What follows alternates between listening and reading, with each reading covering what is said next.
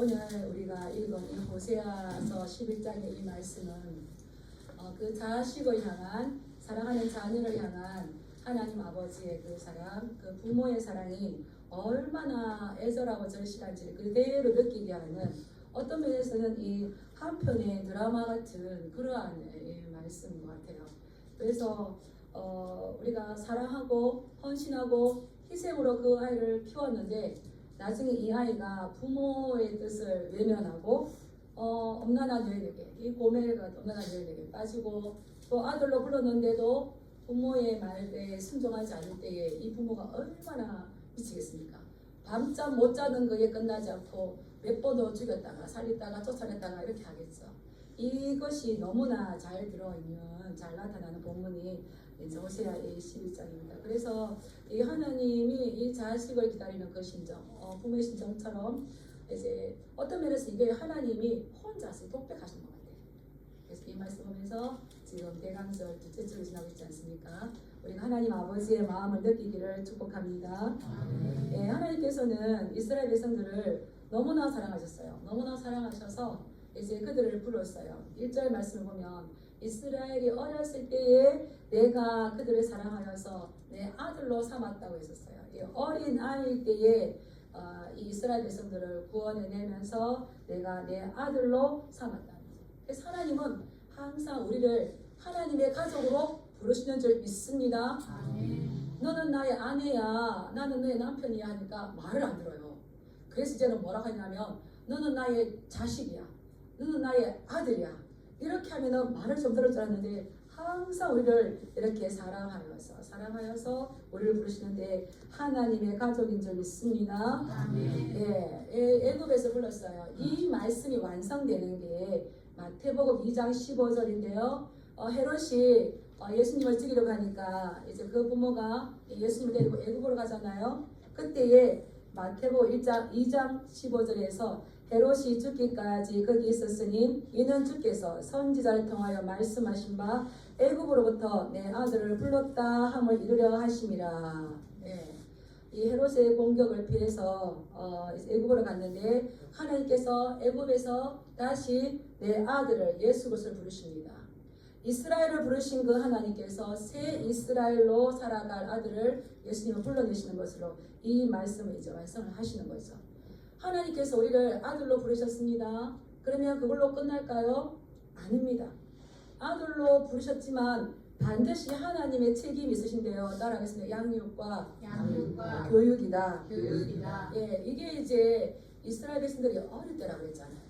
우리를 구해주세요가 했던 것이 아니라 하나님께서 사랑하여, 따라하겠습니다. 아하브. 예, 요즘 지식세대가 돼가지고 신앙을 하지 않으신 분들도 어떤 뭐 이렇게 아하브 하더라고요. 그래서 아하브가 하나님의 사랑, 그때 구약 시대에 여러 가지 사랑을 하는데 이 아하브를 신약에서 이제 아가페, 무조건적인 사랑을 했죠. 예, 그때 다시 아하브 사랑하여서 택함 받은 거, 이것은 택함 받은 자의 입장에서 보면 뭐 할까요? 전적 하나님의 은혜예요. 전적인 은혜였어요. 그럼 전적인 은혜였다면 은혜만 받고 가만히 있어야 될까요? 하나님께서 부르셨지만 그 택함 받은 자의 반응은 뭐로 나타나야 될까요? 감사, 그렇죠. 또 순종이 나타나야 되는 겁니다. 그런데 이 책임적인 반항이 순종이 있어야 되는데 우리 또한 순종 잘 하시길 축복합니다. 그런데 그 내 아들로 불러냈거늘, 그런데도 안타깝게도 이스라엘은 하나님 앞에 순종하지를 않았습니다. 우리 2절 말씀 한번 읽어볼까요? 시작. 선지자들이 그들을 부를수록 그들은 점점 멀리하고 아이들에게 제사하며 아론의 우상 앞에서 분향하였느니라. 아멘. 하나님이 그들을 사랑하여 불러냈지만 이들은 하나님을 순종하지 않을 뿐만 아니라 거역했어요. 그리고 멀리 떠나가는 패역한 이스라엘 백성들이 됩니다. 선지자들이 부르면 부를수록 이스라엘은 하나님에게서 멀리 떠나가는 거예요. 떠나갈 뿐만 아니라 바알들에게 제사하고 짐승을 잡아서 바알들에게 희생제물로 갖다 바치는 거예요. 바알들에게 제사하고 아론의 우상 앞에 분향하는 거예요. 향을 피워서 갖다 바치는 거예요. 여기서 제사하는 것, 분향하는 것, 이스라엘 백성들의 넘쳐나는 종교심인 겁니다. 우리는 종교인이 아닙니다. 우리는 하나님을 바라보는 신앙의 그 올곧은 믿음이 있는 줄 믿습니다. 이들은 그 넘쳐나는 종교심으로 강력하게 정성을 다하여서 제사를 드리는데요. 하나님도 열심히 섬기고 자기가 할 수 있는 최선의 정성을 다해서 우상도 섬기는 겁니다. 이 열정과 이 열심을 우상에게 다 쏟아부어요. 그래서 뭐 하지 말자. 두 마음. 앞에도 요새가 나오는데 너희는 두 마음을 품었다. 두 마음 품은 자는 기도하여 얻기를 생각하지 말라는 거죠. 양다리 거치지 말라는데 이들은 철저히 양다리를 거치고 하나님에게도 열심히 예배를 드리고 이 우상에게도 열심과 열정을 다해서 다 쏟아내는 모습이었어요. 그런데 하나님께서는 그것이 너무나 마음 아팠죠. 이들이 이렇게 그 우상을 쫓아가는 이유가 뭐냐면 이게 지금 호세아서는 북이스라엘에 유일하게 남아있는 선지서인데요. 남유다는 많은 어휘들과 이런 것들이 연구가 됩니다. 근데 북이스라엘의 자료가 많이 남지 않았기 때문에 신학자들이 참 많이 힘들대요. 그래서 이거를 다시 하면 그들을 부를수록 그들은 점점 멀리하고 그들을 부를수록 그들은 점점 멀리하면서 그들을 불렀대요. 점점 멀리하면서 그들을 불렀는데 애굽을 불렀어요. 애굽을 부르는데 애굽의 우상들을 불렀어요. 그래서 이들이 광야에 나와서 무슨 일들이 생길 때마다 뭐라 그럽니까? 우리가 애굽에 있을 때가 참 좋았는데, 막 이렇게 막 울어요. 그때는 생선도 먹고 오이도 먹고 부추도 먹고 다 좋았다 이러죠. 그런데 그 민수기 11장 4, 6절의 말씀을 보면 뭐라고 나면 그들이 탐욕을 품으면 탐욕 곧 우상숭배라. 그래서 그들이 탐욕을 품고 울면서 누가 우리에게 고기를 주랴. 하나님이 내가 줄게 만나와 메추라기를 주잖아. 근데 이들 어디를 봤다고요? 그들은 그들을 불렀어요. 뒤로 돌아보고 애굽을 보면서 애굽의 우상들을 봤다면서 그들을 그리워했다는 겁니다. 예수님은 말씀하신 누가복음 9장 62절에 따라하겠습니다. 손에 쟁기를 잡고 뒤를 돌아보는 자는 하나님 나라에 합당하지 않다. 쟁기를 잡아서 앞으로 가야지 뒤를 돌아보면서 예전이 좋았는데 하면은 하나님 나라에 합당하지 않다는 겁니다. 그들은 그렇게 우상 앞에 절하고 제사하고 우상 앞에 분향하더라도 사랑 많으신 하나님은 여전히 이스라엘 백성들을 사랑했습니다. 그들은 이 사랑 받았는데 우리 3절 말씀 한번 읽어볼까요? 시작. 그러나 내가 에브라임에게 길을 가르치고 내 팔로 안았음에도 내가 그들을 고치는 줄을 그들은 알지 못하였도다. 하나님께서 이스라엘 백성들을 얼마나 사랑하시는지 이제 양육하셔야 되는데 무엇을 가르치셨다고요? 걸음을 가르쳤어요. 걸음. 그리고 또 어떻게 하셨다고요? 내 팔로 안았다는 거예요. 그 말은 그 품에 품었다는 거죠. 제가 이 말씀 생각하다가 갑자기 어디가 너무 들었어요. 팔로 안은 거, 품에 안은 거. 그리고 그 다음에는 내가 그들을 고쳤다는 거예요. 하나님께서 자녀를 양육하실 때에 위로하시고 보호하시고 위험 가운데서 그들을 보호하실 뿐만 아니라 그들이 아플 때에 죽을 고비에서 고쳐주시는 거예요. 어떻게? 팔로 안고, 팔로 안고, 품에 안고. 일주일 동안 무엇을 그렸습니까? 제가 이제 신학교를 할 때에 그 주제가 있었어요. 아버지 품으로. 그 어느 교회 갔었는데 그 현수막에 아버지 품으로 이렇게 나오더라고요. 그때 제가 그냥 그것만 보고 얼마나 어려운지 몰라요. 하나님 품으로. 보혈을 지나 하나님 품으로 보혈을 지나 아버지 품으로 한 그릇 나아가야 되는데 자식이 부모의 품으로 돌아올 때보다 더 좋은 게 어디 있습니까? 그죠? 어르신. 그 팔로 안는 거 품에 안고 이렇게 걸음을 정해줘요. 그래서 어리 키울 때에 이렇게 걸어와 이러면 걸어오면 얼마나 예쁘다고 이러는데 안 돌아오는 거예요. 안 돌아와요. 내가 그들을 가르치고 그들을 팔로 안고 그들을 고쳐주고 죽을 고비에서 그들을 살려주었지만 그들은 이것을 안다 모른다 모른다는 거예요. 여전히 앉아서 칭얼대는 거예요. 하나님께서 그들을 부르시고 이제 부르시는 건 이제 태어나거나 마찬가지예요. 그 태어났다면 어떻게 될까요? 양육하고 가르친 거에 의해서 따라서 성장해야 된다. 성숙해야 된다. 근데 부모의 마음이 자녀가 성장하지 않고 성숙하지 못하는 것보다 안타까운 게 없죠. 근데 이 아이가 쑥쑥 잘 자라면 그보다 기쁜 것이 없는 겁니다. 그런데도 그들은 알지 못하였습니다. 그럼에도 불구하고 우리 하나님은 사랑의 눈물을 줬죠. 딸 바보들 있는데 우리 사랑의 눈머신 분이 하나님이시죠. 우리 4절 말씀 읽어볼까요? 시작. 내가 사람의 줄 곧 사랑의 줄로 그들을 이끌었고 그들에게 대하여 내 목에서 멍에를 벗기는 자같이 되었으며 그들 앞에 먹을 것을 두었노라. 아멘. 하나님께서 이 자녀들을 그래도 큰 기대를 가지고 그들이 알아주지 않음에도 불구하고 사람의 줄 곧 사랑의 줄로 그들을 이끌었다는 거예요. 예, 이 농부가 이제 짐승을 꽃비를 계속 붙잡고 있으면 원하는 길로 가겠죠. 그런데 이 사랑의 줄 이 끈을 놓아버리면 어떻게 되겠습니까? 천방지축 자기 마음대로 이렇게 가겠죠. 그렇듯이 하나님께서 우리를 사람의 줄, 그것이 뭐라고 했습니까? 사랑의 줄, 이 사랑의 끈으로 그들을 꽉 붙잡아 주었어요. 그리고 그들에게 대하여 그 목에서 멍에를 벗기는 것 같이. 너무 말을 안 들으니까 하나님이 이 짐승에다 비유해서 우리를 가르치는 것 같아요. 그래서 그 다음에는 그 짐승에 대해서 그 자상한 농부가 이제 멍에를 베어서 일을 시켰지만 이 소가 먹을 때는 어떻게 합니까? 멍에를 내려놓는 거예요. 편안하게 먹을 수 있도록. 그래서 그 무거운 멍에를 내려놓고 그들에게 이 먹을 수 있게끔 만들고 그 앞에 먹을 것을 갖다 주었다는 말입니다. 하나님께서도 이스라엘 백성들에게 지속적으로 이 사랑을 보냈죠. 사랑을. 왜 보냈겠습니까? 따라서 돌아오라. 지금 예전을 이야기한다는 건 지금이 만족스럽지 못한다는 거예요. 너 어릴 때에 내가 너를 사랑하여서 이렇게 했는데 지금 너와 나의 관계가 지금 위험하다. 돌아오라. 그래서 내가 너에게 이렇게 많은 사랑의 줄로 보냈는데 한 사람만 보내고 그 사람이 돌아올 때 또 보내는 이거는 줄이 아니죠. 한 사람 보내고 또 보내고 많은 사사들 선지자들을 수없이 하나님께서 우리를 사랑하여서 보내신 줄 믿습니다. 예, 지금 우리도 마찬가지잖아요.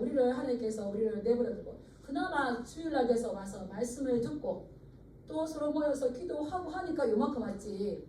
야, 너 마음대로 가 한다면 우리는 지금 엉망진창이 되겠죠. 여기까지 온 것도 주님의 크신 은혜인 줄 믿습니다. 예, 지금 우리도 장로님도 기도하셨지만 그래도 여기까지 온 것은 하나님께서 우리를 놓치지 않고 계속 붙잡아 준 거예요. 그래서 이 사람의 줄, 이 사랑의 줄로 우리를 돌아오라라고 이렇게 붙잡아 주었는데 여기서 그 목에서 멍에를 벗기는 자같이는 멍에를 벗긴다는 거는 이 멍에라는 말이 이 올이라는 말이 히브리어로 올이라는 말이 있는데 멍에라는 말도 있지만 이거를 어디 위로라는 말이 있어요. 그래서 멍에를 벗긴다는 말은 들어 올린다는 말이 있어요. 그래서 위로 들어 올린다는 말이죠. 하나님께서 이스라엘 백성들을 위로 들어 올렸대요. 자, 아빠가 아이를 위로 들어 올립니다. 왜 들어 올릴까요? 예, 너무 예뻐가지고 볼에 넣고 비비기 위해서. 우리 다 어릴 때 자녀 키우던 때를 한번 생각해 보시기 바랍니다. 멍에를 들어 올리는 것이 아니라 그렇게 있지만 이거 자세히 보면 그 아이를 위로 들어 올려서 그들에게 구부려서 먹을 것을 줬다는 거예요. 어머니가 구부려서 아이에게 먹을 것을 주는 것은 무엇을 생각할 수가 있을까요? 어르신들이 우리 이제 어머니들은 아이를 이제 젖을 물릴 때에 너 이렇게 왔다 이렇게 안 하잖아요. 어떻게든 그 아이가 편안하게 먹을 수 있도록. 예, 그래서 막 이렇게 아이 입장에 맞춰서 이렇게 모유를 먹이다 보면 뒤에 어떻습니까? 허리가 아프고 그럼에도 불구하고 이 아이가 얼마나 애지중지하게 사랑스러운지 몸을 구부려서 내가 그들에게 먹을 것을 주었다. 이렇게 할 수가 있는 거예요. 그래서 그 어머니의 사랑을 그대로 들어올려서 신명기 33장 12절에 보면 하나님께서 베냐민이 사랑을 입었고 베냐민이 안전하게 살 건데 그를 어깨 사이에 있게 한다고 했어요. 하나님 우리를 너무너무 예뻐하시고 기뻐하시기 때문에 들어 올려서 볼에 비비시고요. 따라하시면 들어 올려서 어깨에 메고 다니신다. 이거를 근데 겪어보셨잖아요. 우리 부모님 우리 사랑하시듯이 우리 하나님께서 그렇게 사랑해요. 이렇게 애지중지하게 볼을 부비면서 그러면서 우리를 키우셨어요. 그 하나님이 이스라엘 백성들을 이만큼 애지중지하게 사랑하신대요. 그런데 세 번역은 더 기가 차게 번역했습니다. 세 번역 한번 보여주세요. 세 번역. 제가 이거를 이제 말씀 인도할 때 이렇게 여러 가지 성경을 보거든요. 인터넷으로 세 번역이 다국어 성경에 가서 세 번역이 있으니까 크게 한번 보세요. 너무 기가 차요. 우리 한번 읽어볼까요? 시작. 나는 인정의 끈과 사랑의 띠로 그들을 묶어서 업고 다녔으며 그들의 목에서 멍에를 벗기고 가슴을 휘서 젖을 물렸다. 하나님께서 그들을 인정하시고 친절하게 그 끈 사랑의 띠로 인정의 끈으로 사랑의 띠로 어땠어요? 묶어가지고 자식이 너무너무 예쁘니까 등에 업고 다녔던 것처럼 업고 다녔대요. 그냥일까요? 하나님 하신 말씀일까요? 내가 너희를 독수리가 새끼를 등에 업는 것을 업다고 했잖아요. 하나님은 지금 너를 업고 다니실 정도로 사랑하시는 줄 믿습니다. 아멘. 예, 그리고 그들의 목에서 무거운 멍에를 벗기고 젖을 물리듯이 해서 가슴을 헤쳐가지고 물렸다는 거예요. 하나님의 사랑이 얼마나 절정했습니까? 그러나 안타깝게도 이스라엘 백성들은 이러한 세심 하나님의 사랑, 애지중지한 이 하나님의 사랑, 절실한 하나님의 사랑을 알았다 몰랐다? 몰랐기 때문에 하나님께 등을 돌리고 오히려 더 고집스럽게 되고 거역하게 되고 폐역하게 되고 다시 말하면 배은망덕한 그러한 자녀가 되어버렸습니다. 이것을 볼 때에 이 하나님 아버지의 이 마음이 어떠하겠습니까? 그래서 하나님은 또 혼자 독백하시는 거예요. 내가 너희들을 그냥 버리고 싶다. 멸망하고 싶다. 이렇게 이제 그 마음을 먹는 거죠. 우리 5절에 보면 이렇게 말해요. 5절에 보면 그들은 애굽 땅으로 되돌아가지 못하겠거늘 내게 돌아오기를 싫어하니 어디로 보내겠다고요? 아수르. 아수르 사람이 그의 임금이 될 것이라. 아수르 왕의 지배를 받게 될 것이라고 지금 이야기합니다. 그러면 아수르 왕이 그들을 쳐들어왔을 때 어떻게 될까요? 칼이 그들의 성읍을 치며 그들의 문빗장을 깨뜨리며 그들의 이 잘못된 허망한 모든 것들로 인하여서 그들이 이 칼에 모조리 삼켜질 것이다. 그래서 부모가 말 안 듣는 자식을 두고 밤에 얼마나 내가 던졌다가 데려왔다가 사랑했다가 미웠다는 것처럼 하나님께서도 이 백성들이 끝끝내 나에게 돌아오지 않으니까 내가 이들을 원래 그들이 애굽의 종되었을 때 불러냈던 것처럼 하나님의 은혜를 업신여기고 그 은혜에 순종하지 않고 그 은혜를 거역하는 이스라엘 백성들을 그냥 두고 보시는 게 아니라 어떻게 하신다고요? 이제 보내버리신다. 원래의 너의 모습대로 애굽의 종되었던 대로 종으로 보낼 것인데 애굽으로 돌아가지 못하기 때문에 누구에게 준다고요? 아수르에게 종으로 주어버릴 거다. 그러면 그들이 이 전쟁에 가서 엉망이 되겠죠. 왜 그러느냐? 내 백성이 끝끝내 내게서 물러가니 부르면 부를수록 오히려 그들은 더 멀리 돌아가기 때문에 일어나는 자가 돌아오라 할지라도 일어나는 자가 한 사람도 없기 때문에 우리는 그 한 사람에 속하기 축복합니다. 주님이 찾으시는 그 한 사람 당신입니까? 주님이 찾으시는 그 한 사람 그대입니까? 책이 있어요. 그냥 제목만 좋아합니다. 따라하겠습니다. 주님이 찾으시는 그 한 사람 내가 되기를 원합니다. 아무도 없는 거예요. 하나님의 심정이 얼마나 찢어지겠습니까? 아무도 없어서 하나님께서는 이제는 종의 상태로 보내버리겠다라고 마음으로 생각하셨습니다. 그런데 부모가 아무리 말을 안 듣는 자식이라도 그 자식을 쳐낼 수 있을까요? 쳐낼 수가 없는 거죠. 우리 하나님 마음도 그러신 거예요. 우리 8절 말씀 한번 읽어볼까요? 시작.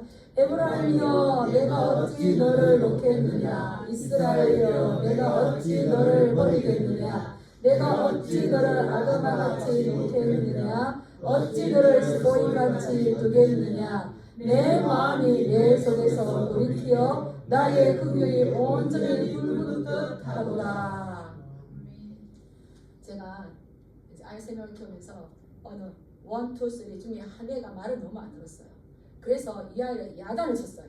그러니까 아이가 뭐라 하냐면 엄마 아이고 아파 아이고 아파 이렇게 해요. 근데 엄마들은 뭐라 그럽니까? 아프긴 뭐가 아파? 정신을 똑바로 차려야 이렇게 했어요. 그러다가 제가 이제 운전을 했어요. 운전해서 여기 구법원 앞에 신호를 딱 기다려줬는데 이 아이가 엄마 아빠 엄마 이게 나와요. 근데 제가 막 회개의 눈물이 나오는 거예요. 아프긴 뭐가 아파? 내가 똑바로 하면 내가 안 하지. 그랬는데 이거는 저의 이성적인 마음이에요. 근데 그때 엄밀신이 막 발동하는 거예요. 그러면서 이 아이에게 연약한 아이에게 보호자가 돼야 될 건데 양육강식이 따로 있구나. 그 아이는 당연하게 뭐 아이가 힘이 없으니까 엄마가 밀어내가지고 이 컵에다 우유를 줬어요. 우유를 줬으니까 어떻습니까? 이렇게 하는지 칠칠 흘리지 똑바로. 저 아기 컵에 주든지 따로 줘야 되는데 줬는데 이걸 칠칠 흘리니까 그때 제가 어미의 심정이 너무 많이 발동되면서 하나님 죄송합니다. 그랬었어요. 그런 것처럼 우리 하나님도 너 지금 내가 너를 당장에 버려서 아수르 왕의 지배를 받도록 너 전쟁하도록 할 거다고 했지만 이제 아버지의 마음이 발동되는 거예요. 그래서 에브라임이 북이스라엘이거든요. 에브라임이여 내가 어찌 너를 버리겠느냐. 에브라임이여 내가 어찌 너를 원수의 손에 넘기겠느냐. 하나님께서 버리고 싶다는 그게 진심일까요? 진심이 아닐까요? 따라서 내 말 좀 들어줘라. 하나님 아버지 진심이 아니에요. 내가 어찌 너를 아드마처럼 내가 어찌 스볼처럼 버리겠느냐. 아드마와 이 스보임은 소돔과 고모라가 멸망할 때 함께 멸망한 이웃 도시들인 거예요. 그래서 부모가 자식에게 바른 길을 가르치도록 바른 길을 갈 수 있도록 모든 노력을 다하지만 이 바른 길로 가지 않은 이 아들을 바라보면서 절망하면서 괴로워하는 이 부모의 심정이 있거든요. 그래도 부모는 어떻게 되겠습니까? 타협하거나 포기하지 아니하고 이 아이들을 징계해서 올바른 길로 돌아오게 해야 되는 거죠. 그런데도 돌아오지 않아요. 따라서 징계는 회복이 목적이다. 회복이 목적이다. 징계는 회복이 목적이다. 예, 징계하면 너 제대로 못해 나가 죽어 집 나가 이러면은 우리 엄마 화가 너무 많이 나는가 보다. 내가 바로 해야지 했는데 요즘 애들 어떡하고 나가면 안 돼. 그리고 심판도 구원은 심판에 나오잖아요. 그런데 이 말을 듣지 않기 때문에 이러지도 저러지도 못하고 혼자 소갈이 하시면서 완전히 포기하는 것 같지만 그때 하나님 아버지의 마음이 작동이 돼서 이 애끓는 심장이 나오는데 놀라운 일이 벌어집니다. 이스라엘 백성들을 심판하시고 뒤집어야 되는데 8절 하반절에 보면 내 마음이 내 속에서 돌이키어 이 말씀이 나왔는데 하나님의 마음이 마음속에 뒤집어진다는 거예요. 부모가 이 자식이 말을 안 들을 때 누가 뒤집어집니까? 예, 부모의 속은 뒤집어져서 그 아이를 더 야단을 치는데 우리 사랑이 많으신 하나님은 자기의 마음을 뒤집으시는 거예요. 돌이키시는 거예요. 이거는 하파크라는 단어가 있는데 너무 중요한 말입니다. 히브리어로 한번 따라볼까요? 하파크. 예, 심판하시고 진멸하신다는 단어인데 이것은 하나님께서 소돔과 고모라를 심판하실 때에 니느웨 성을 심판하실 때 썼던 하파크예요. 그래서 이것을 완전하게 뒤엎어버리는 거예요. 그런데 하나님께서는 내 마음이 내 속에서 돌이켜 하나님께서는 그 말 안 듣는 자식을 돌이키기보다는 하나님 아버지의 마음을 뒤엎어버리십니다. 그래서 그들을 심판하지 않으시는데 왜 그렇습니까? 나의 긍휼이 온전히 불붙는 듯 하도다. 네. 그래서 야단치고 어떻게 해봐도 이들을 할 수 없을 때에 하나님께서 자기를 포기하시는 거죠. 자기를 포기하시죠. 저는 이것을 이렇게 하다가 그렇구나. 자식한테 줘주시기 바랍니다. 하파크. 그래서 이제 우리 속에 이러한 부모의 마음, 그래서 제가 안에서 그 아이를 야단쳤던 때 생각하면서 그때의 이 어미의 마음이 발동이 돼서 내 생각보다 더 큰 깊숙이 있던 그 마음이 올라와서 또 양육하는 자를 다 경험하셨겠죠. 그런 마음이 올라오는 거예요. 그러면서 제가 느꼈던 게 이건 나의 마음이 아니야. 하나님께서 부어주신 마음인 거예요. 자녀를 양육할 수 있도록. 근데 우리가 그 자녀를 바라보면서 누구의 마음을 깨달을 수 있는 겁니까? 나를 바라보는 하나님 아버지. 그래서 이 부모를 양육시키기에, 부모를 교육하기에, 부모를 가르치기에 자녀보다 더 좋은 게 없구나. 자식을 가르치면서 그 모습을 보면서 하나님 앞에서 나의 모습을 볼 수 있는 가장 큰 공부인 줄 믿습니다. 이렇게 깨달았어요. 그래서 이 하나님께서는 긍휼함이 불붙기 때문에 이 긍휼이 뭡니까? 창자가 끊어지는 그 아픔이 있을 때에 하나님께서 마음을 돌이키시고 안 뒤집습니다. 오히려 당신의 마음을 바꿔버리십니다. 이것을 세 번역에 보면 이렇게 나와요. 너를 버리려고 하여도 나의 마음이 허락하지 않는구나. 너를 불쌍히 여기는 애정이 나의 속에서 불길처럼 강하게 치솟아 오르는구나. 아무리 화가 나도 화나는 대로 할 수 없구나. 그렇다면 차라리 내가 지고 내가 죽고 내가 다시는 에브라임을 멸망시키지 않겠다. 이렇게 하나님께서 결단하시고 누구를 엎어버리신다고요? 자기의 그 애끓는 심정을 엎어버립니다. 그래서 이 하나님께서는 이 절대 포기할 수 없는 그 사랑을 가지고 누구를 보내셨습니까? 예수 그리스도를 보내셨죠.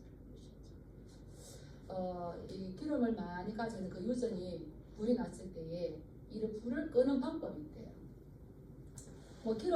기름차가 막 불이 났을 때, 큰 유전이 불이 났을 때에 그 불길이 활활 타오르는 거를 뭐로 끌 수가 있겠습니까? 소방수 몇천 대가 온다고 해도 그걸 끌 수가 없어요. 그때는 뭘 그 속에 던져놔야 되냐면 다이너마이트. 그 말 듣지 않을 때에 그것 때문에 그 불길처럼 타오르고 불길처럼 이 타오르는 불붙는 심정하고 하나님의 진노가 이 구약성경에서 같이 간대요. 불붙는 심정하고 진노가 같이 가는데 불붙는 심정 이 진노를 끄트리는 방법은 더 큰 사랑이죠. 이 서기보다 더 잘 타는 거. 이 폭탄을 터뜨려야 그 불길을 끌 수가 있는데 하나님께서 그래서 그 당신의 자신의 하나밖에 없는 아들을 이 땅에 보내주셔가지고 그분이 하나님의 그 진노의 그 잔을 다 마심으로 인하여서 이 사랑의 불길이 잠잠해진 거죠. 우리는 근데 이 호세아서는 구약을 할 때에 참 많이 한 게 그들은 바라보면서 이것을 봤지만 우리는 이미 이것을 다 눈으로 보고 그 하나님이 우리 마음속에 들어와서 계셔요. 성령 하나님께서. 그러니까 우리 은혜에 합당한 이 순종의 모습이 얼마나 더 절실하게 나가야 되겠습니까? 그럼에도 불구하고 우리는 그러하지가 못하는 거죠. 그래서 이 예수 그리스도를 이 땅에 보내심으로 인해서 그 하나님의 진노, 끓어오르는 그 진노를 예수 그리스도께서 하나님한테 온전히 순종하심으로 인해서 십자가에서 그 진노의 잔을 다 마셔줌으로 인해서 우리에게 향하셨던 그 진노가 하나님이 세상을 이처럼 사랑하사가 된 줄 믿습니다. 네. 그래서 하나님은 다시 꿈을 꾸어요. 하나님 꿈은 어떤 거냐? 우리 10절 말씀을 보겠습니다. 시작. 그들은 사자처럼 소리를 내시는 여호와를 따를 것이라. 여호와께서 소리를 내시며 자손들이 서쪽에서부터 떨며 오되. 원래 사자는 물어뜯는 이런 건데 여기서 사자는 하나님을 표현해요. 하나님께서 사랑의 음성으로 그 구원의 소식을 내었을 때에 자손들이 그 떨면서 하나님께로 이 구원의 목소리를 듣고 돌아온다는 겁니다. 도망가는 것이 아니라 전부 다 소리 나는 속으로 돌아오는데 하나님께서 사자처럼 부르실 때에 백성들이 그 길 따라가는 거죠. 가끔 보면 그런 그림이 있습니다. 아버지가 꼭 누워있는 모습으로 자녀가 눕고요. 아버지가 뒷짐지고 이렇게 갈 때에 어린 아이가 뒤따라가면서 어떻게 따라갑니까? 꼭 뒷짐지고 따라가. 그 모습 보면 너무너무 아름답잖아요. 그런 모습처럼 이제 하나님께서 앞에서 소리치시고 구원을 외칠 때에 아들, 딸들이 서쪽에서 날개를 치며 빨리 날아와. 또 우리 한번 읽어볼까요? 11절 읽어볼까요? 시작. 그들은 애국에서부터 새같이 아술에서부터 비둘기같이 떨며 오리니 내가 그들을 그들의 집에 머물게 하리라. 나 여호와의 말이니라. 하나님께서 말씀하시면 이들이 비둘기처럼 새들처럼 자기의 보금자리로 돌아온다는 겁니다.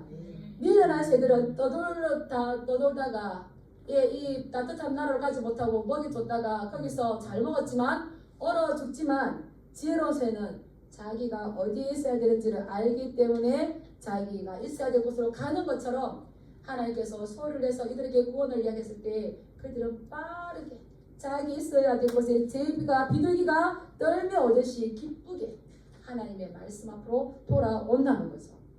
이러한 것을 꿈꾸면서 하나님께서 말씀하시는 게 우리 12절 읽어보겠습니다. 12절 시작. 에브라임은 거짓으로 이스라엘 족속은 속임수로 나를 애워쌌고 유다는 하나님 곧 신실하시고 거룩하신 자에게 대하여 정함이 없도다. 나는 에브라임을 너무 사랑하고 그는 나의 자식인데 내가 어떻게 이 자식을 버릴 수 있을까?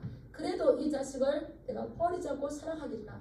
하나님께서는 흐느끼듯이 그 마음을 다잡고 오늘 제가 묵상이 됐던 것처럼 예레미야 애가처럼 그 금요일 아침마다 마음을 다잡고 이들을 사랑하는데 이스라엘의 반응은 어떻습니까? 거짓으로 하나님을 애워쌌다는 거예요. 속임수로 그들은 하나님을 애워쌌다는 거예요. 거룩하신 자에게 정함이 없다는 거예요. 하나님께서 여기도 포기하지 아니하시고 이런 진노가 컸을 때에 예수 그리스도를 이 땅에 하나님을 보내주셨습니다. 그래서 마태복음 2장 20절을 보면 아들을 낳으리니 이름을 예수라 하라. 이는 그가 자기 백성 그들의 죄에서 구원할 자이십니다. 우리는 우리의 죄의 문제를 가지고 우리가 고민할 필요가 없어요. 이 모든 문제를 해결하신 분이 예수로서 있기 때문에 우리의 모든 문제를 그분 앞에 가져가면 되는 거죠. 그리고 마태복음 2장 23절에 보면 보라 처녀가 잉태하여 아들을 낳을 것이요 그의 이름을 임마누엘이라 하리라 하셨으니 이는 번역한적 하나님이 우리와 함께 계시다 하니라. 하나님은 결코 우리를 포기하지 않으십니다. 그 아들을 또 약속하셨던 그 아들을 보내주셨잖아요. 보내주셨을 뿐만 아니라 우리와 함께 하신다. 이게 뭡니까? 히브리어로 임마누엘이죠. 그래서 우리는 어떠한 절망이나 낙심되는 거 있다 할지라도 하나님께서 말씀으로 우리의 걸음을 가르쳐 주시는 줄 믿습니다. 그 길로 가면 안 돼. 이렇게 와야 돼. 가르쳐 주셔요. 그리고 우리가 두렵고 힘들고 어려울 때에 어떻게 합니까? 팔로 안아주시는 줄 믿습니다. 어린아이에게 가장 큰 보상은 뭘까요?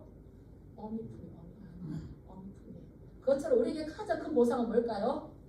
하나님의 품인 줄 믿습니다. 아닌데요. 그래도 좀 돈벼락 아닙니다. 하나님의 품이죠. 그분을 만났을 때에 하나님이 계시는 곳이 에덴이고요. 하나님이 위로가 있는 곳이 천국이지 않겠습니까? 그걸 느껴야 됩니다. 그래서 우리가 이 하나님의 사랑이 얼마나 큰지 그들을 버리기를 원하시지만 그러나 내가 이 자식들을 사랑하는데 우리에게 원하시는 것은 따라하십니다. 하나님의 자녀답게 하나님의 백성답게 살아가는 그것을 요구하신다. 목사는 목사답고 장로는 장로답고 집사는 집사답고 성도는 성도다워야 될 줄 믿습니다. 아멘. 우리도 주님 안에 들어왔잖아요. 그냥 구원받았대. 나 구원받았는데 이게 중요한 게 아니라 그 다음 뭐가 있다고요? 부모님께서 교육과 양육을 책임져서 하나님께서 우리를 가르치시고 양육하시고 팔로 안으실 때에 우리는 성도답게 살아가야 될 줄 믿습니다. 아멘. 이것이 우리의 희망이고 이것이 우리의 소망이죠. 그러한 저와 여러분들 예수님 이름으로 축복합니다. 아멘. 기도하겠습니다.